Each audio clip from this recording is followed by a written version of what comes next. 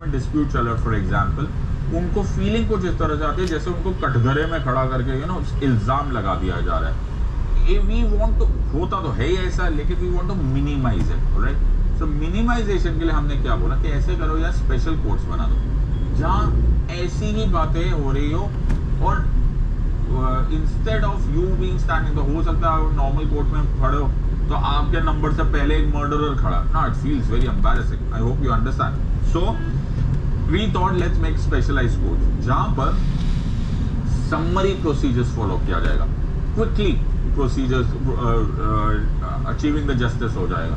Although having said so, इतना successful ये वाला स्टेप हुआ नहीं, क्योंकि समरी प्रोसीजर से ज्यादा तो अब जितना डिटेल्ड होता है उतना ही होता है। लेकिन द प्लान हेयर इज, और प्लान हेयर वाज कि फैमिली कोर्ट्स हम इसलिए बनाएंगे, फीचर्स क्या रखेंगे, हम इसको इनएक्सपेंसिव रखेंगे as far as possible, okay. So court fees वगैरह की प्रॉब्लम नहीं होगी, right. Second, aimed at settlement, very important कर दिया है कि कोर्ट्स ने अब ये बात बोल दी है कि आमतौर पे जो फर्स्ट डेट ऑफ हियरिंग होती है, अब कोर्ट्स बोलते हैं कि आप ना कोर्ट में मत लड़ो, पहले जाओ मीडिएशन करके देखो, okay, try and do that.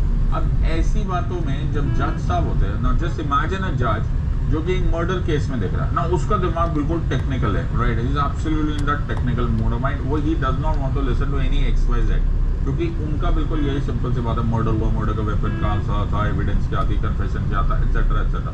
He is thinking more in terms of Indian evidence act, okay.